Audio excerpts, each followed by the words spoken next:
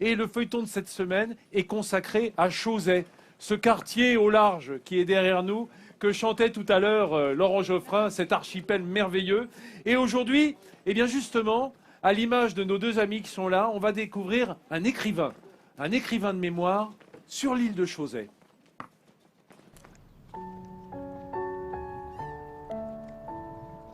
Sur la grande île de Chauzet, on dit que le temps n'a pas de prise.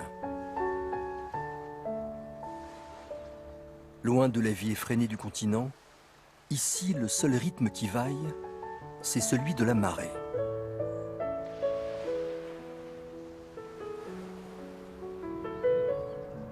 Balayés par le vent, bercés par le bruit des vagues, ses habitants sont hors du temps. Une cinquantaine de maisons, mais seulement 5 résidents l'hiver.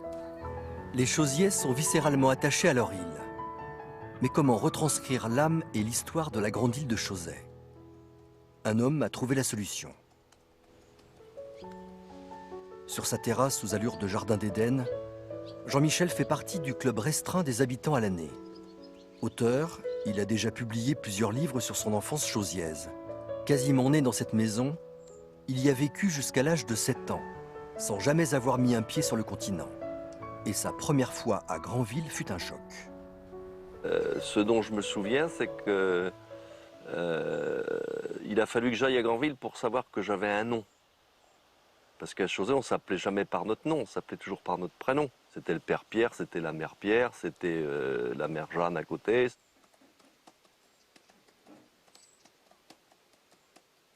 En rentrant de l'école le matin, à midi, on allait jouer dans la grève en face, là, juste devant, là, avec mon copain Yannick Pilet.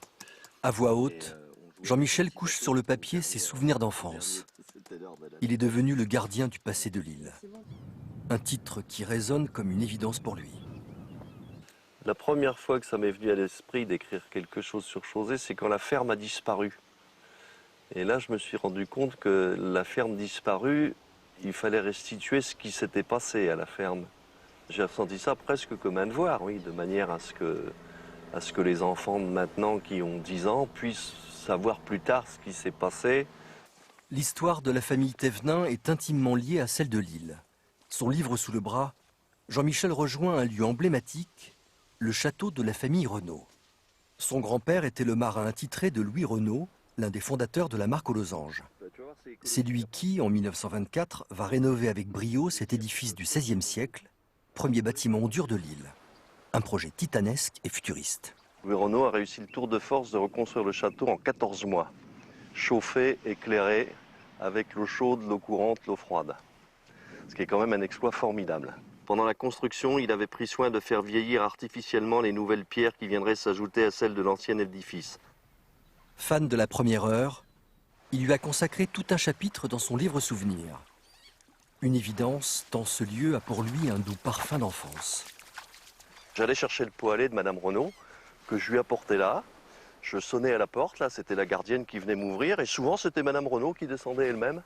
Et j'ai l'image de cette vieille dame qui m'embrassait et qui me remerciait pour son poêlé, sans savoir à l'époque l'impact de son personnage. Sur cette île normande, où même le réseau téléphonique ne passe pas, on oublie tout. Et comme Jean-Michel, on saute à pieds joints dans ce tableau vivant qu'offre la nature. Un spectacle permanent. C'est le plus bel endroit du monde. Je suis allé dans beaucoup d'endroits dans le monde, j'ai pas mal voyagé. Et rien n'est comparable à Chauzet. Chauzet n'est comparable à rien. C'est avec des plaisirs simples comme une balade que les histoires d'enfants de Jean-Michel rejoignent l'histoire de l'île, avec un grand H.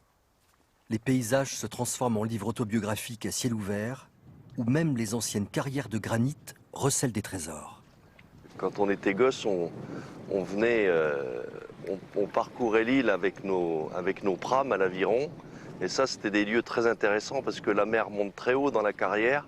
Alors ça fait des petits ports imaginaires et ça nous servait c'était nos ports de prédilection. Sur son île, d'une beauté à couper le souffle, les ports de pirates et les jeux d'enfants sont désormais bien loin. Mais en continuant à habiter à Chauzet, Jean-Michel a finalement réalisé un rêve que chacun aimerait toucher du bout des doigts. Prolonger son enfance. Des images absolument magnifiques. L'archipel de Chausey est sublime.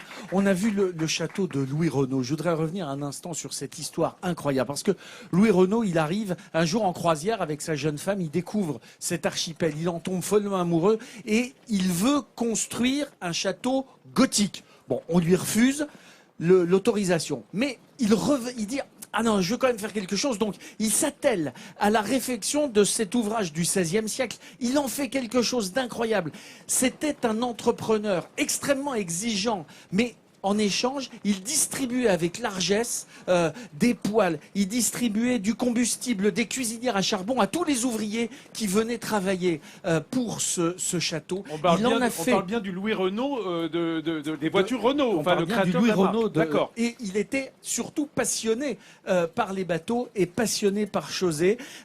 L'homme est mort à la Libération en prison, accusé de coopération économique. Son entreprise a été nationalisée. Il reste ce château qui est absolument magique à découvrir. Ça fait partie aujourd'hui du paysage de Chausey et c'est une histoire très émouvante quand on la découvre. Jean-François, vous vouliez dire un mot, je crois, sur Je voulais Chausey. vous dire un truc, à propos de Chausey sur la région. Chausey, quelquefois, il y a 50 îles, je simplifie, 50 îles. Et puis, à marée basse, tout à coup, il y a 350 îles. Mais de la même façon, quelquefois, la mer est basse. Elle est très très loin. Et vous avez l'impression qu'on est devant une plaine. Et puis après, elle monte. Elle est à vos pieds. Et on est quasiment au creux de l'océan. Et de la même façon, quand on a commencé l'émission, il faisait un peu gris. Et maintenant, il fait très beau. Et en fait, toute la région, c'est ça. C'est-à-dire, il n'y a rien de monotone, il n'y a rien de répétitif. C'est le changement continuel, permanent. Et c'est une leçon d'espoir. C'est une façon de dire, il ne faut jamais désespérer. Il y aura toujours un ciel bleu. Il y aura toujours une marée haute. Et il y aura toujours, un bon grain. Et il y aura toujours 350 îles. Bravo Jean-François. Laurent, on sait de vous que vous êtes un grand patron de presse, vous avez fait toute votre carrière entre le Nouvel Obs et Libé, on va dire, des allers-retours, mais vous êtes aussi aquarelliste, il paraît, que Chausey vous inspire. Oui, enfin, je ne vais pas les montrer trop quand même. Bah quand même. Je les garde pour moi. Hein. Ah oui, c'est ça, elles sortent pas. Mais vous savez, à Chausey, il y a un endroit qui s'appelle la Passe Beauchamp. Les gens d'ici, ils connaissent. Pour beaucoup de marins, même la majorité de ceux qui connaissent l'endroit, c'est le plus beau mouillage du monde. Ah oui. C'est-à-dire que vous avez une plage de sable blanc immense qui tourne un peu comme ça. Il y a une eau turquoise, il y a un paysage de rochers et d'horizons comme ça formidable. Et c'est aussi beau, sinon plus que Bora Bora ou que les Écoutez, Antilles. j'adore votre lyrisme à tous les deux, messieurs.